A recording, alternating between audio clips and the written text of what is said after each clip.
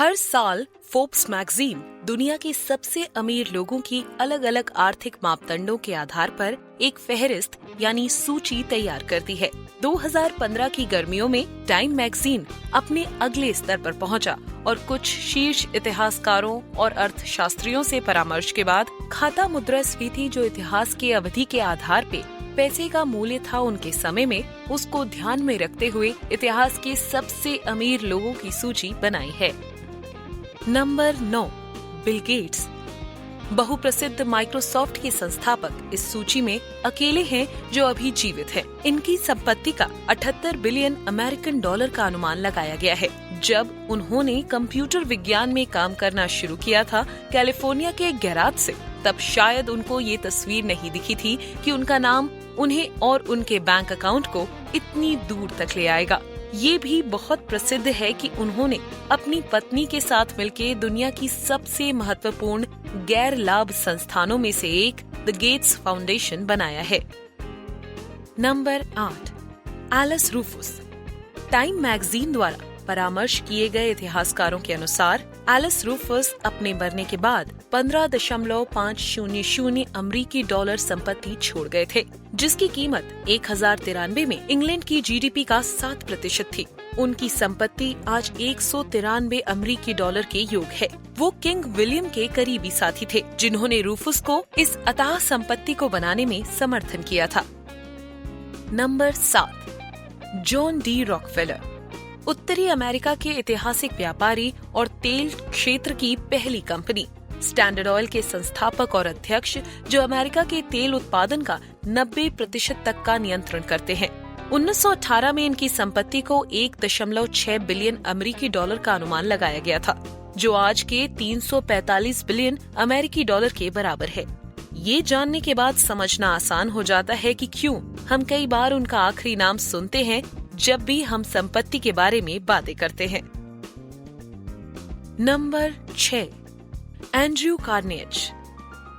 इस ऐतिहासिक व्यापारी ने 1890 में दुनिया की सबसे बड़ी और सबसे लाभदायक कंपनी को नियंत्रित किया था। इस कंपनी ने दशकों तक आधी दुनिया को स्टील बेचा। 1901 में कार्नेज ने ये कंपनी बेच दी, जिससे उनकी संपत्ति में 375 अमेरिकी डॉलर का उत्पादन हुआ। उन्होंने अपनी जिंदगी का काफी वक्त और धन संपत्ति परोपकार में समर्पित कर दिया था। उन्होंने पूरे अमेरिका में कई स्मारक बनवाए और 1889 में बाढ़ आए शहर जॉन्सटाउन को दोबारा बनवाने में कई मिलियन डॉलर दान दिए। पर उनकी सबसे पसंदीदा परोपकारी गतिविधि पुस्तकालय बनवाना था। Number 5, Yosef Stalin. 12 साल तक सोवियत यूनियन के राष्ट्रपति और 30 साल तक कम्युनिस्ट पार्टी के महासचिव रहे स्टालिन की संपत्ति 20वीं सदी के मध्य में पूरी दुनिया के जीडीपी के 10% के बराबर थी।